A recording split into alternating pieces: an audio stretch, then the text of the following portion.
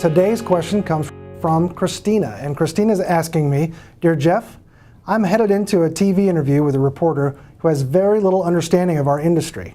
What's my best approach to educate him on a complex topic? Well, Christina, good question. You know, typically TV interviews take a pattern, and we have these mapped out in 7 steps. In fact, joining me today is Russ Rhea.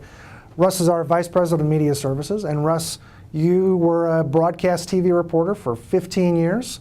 You know this pattern better than anybody. Yeah, it is pretty predictable, kind of how the typical interview goes. And today we wanted to focus on step 2, which I think is the most important part of the interview. Step 1, of course, is introduce yourself and title.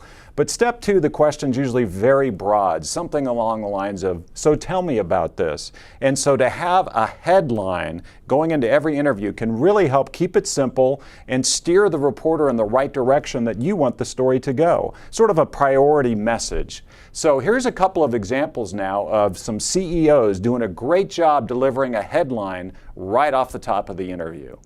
And you're taking an unprecedented action as the head of one of the largest food chains in this country, to force your suppliers to label every single genetically modified food that comes into the store. Well, simply put, I think our customers' right to know what's in their food is fundamental. And I think our company's responsibility to be more transparent in bringing those products to the marketplace, working together with our suppliers, we're not going to force them, we're going to do it together with our suppliers, is really important. How could it have happened?